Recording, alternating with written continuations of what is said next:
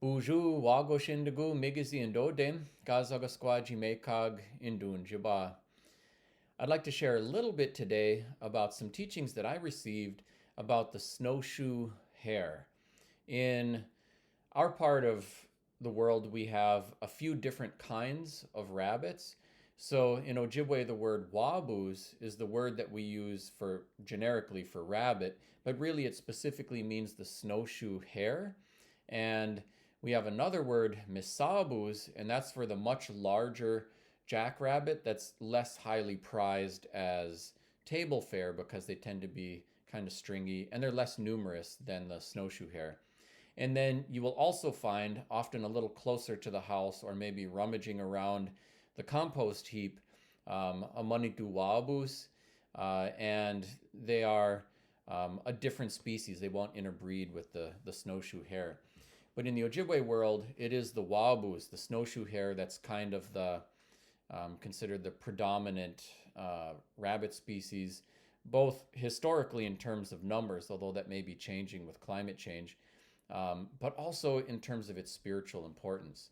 And the snowshoe hare does a lot of things. It's actually a very intelligent animal and has a lot of spiritual significance for us. For starters, the rabbits will go around year long, but especially in the winter, their primary food supply is medicine. They eat different kinds of plants, willow, red willow, wintergreen, different things. And they combine all of these different medicines as they digest them.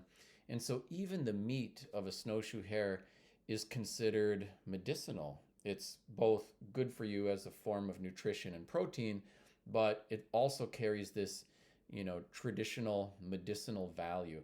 It's good for you spiritually as well as physically to consume that. And furthermore, like when we harvest snowshoe hares, then we will, as part of our processing, we actually pull the contents of the stomach out. We'll put it out on some paper, spread it out, and dry it. And then that dried contents of the stomach, it's all medicines. And so we'll actually use that for a smudge after it's dried out, like put it on a hot rock or a little miniature cast iron skillet or something like that, and smudge off with that for healing, as it carries a lot of healing properties. Also, the snowshoe hare is like considered one of the gentlest creatures in the woods. And once in a while, if you're setting snares and you catch one, but it's, for some reason its paw got in the noose and it didn't die, then, if somebody's trying to get the snare off, it's exceptionally rare, but once in a while, if you get bit by a snowshoe hare, it's considered actually a sign of good fortune, that you'll get to live a long life until your hair is as white as a snowshoe hare in winter, which is a little saying in Ojibwe culture. Furthermore, we actually have some legends about the animals, like the four-legged animals, the flying creatures, and the creatures of the water convening in a council. And they were talking about how should we take care of Anishinaabe and who should be responsible for taking care of Anishinaabe. And there was a representative from each of those classes of animals. And the snowshoe hare was the leader who would represent the animals. And the partridge, Bene, was the leader who would represent the flying creatures. And the adikameg, or whitefish, was selected to be the leader of the swimmers in this council and agreement.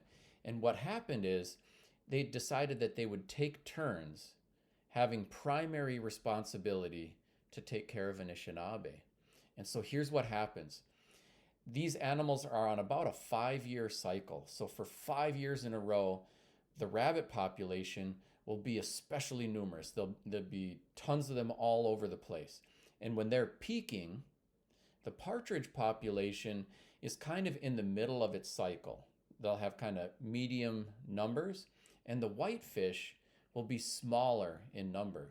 And then they rotate. And as the rabbit population crashes a little bit and comes down, the partridges go up and become especially numerous, and you have a flourishing partridge population, ruffed grouse, for a period of about 5 years. The whitefish come off of the low part of their cycle to the middle, and then they rotate through and out. And so at one point in time, only one of those three species will be at the peak population numbers. It'll either be rabbits, partridge, or whitefish. And what's so fascinating, this is borne out by the scientific evidence. And I know we do a lot of harvesting in my family, and the grouse are on cycles where they have up population, middle, and down. The rabbits have high, middle, and low population cycles, and they do alternate. What's so fascinating is that scientifically, they're from different parts of the ecosystem. They're not in the same trophic sequence where the whatever eats the whatever eats the whatever.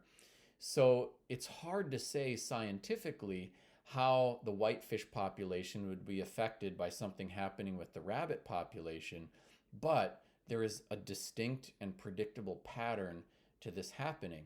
And it's all well reflected within the Ojibwe cultural lore about this conference of the animals to decide who would take care of Anishinaabe, but it remains a mystery that science has yet to solve for us. So that's just a little bit about some teachings about the snowshoe hare and other creatures in the woods. Miigwech. Thanks for watching today. I'm Anton Treuer. Let's keep in touch. I'm active on social media, and my website has lots of information on my books, speaking engagements, free Ojibwe language resources, resources for teachers, and more. Miigwech.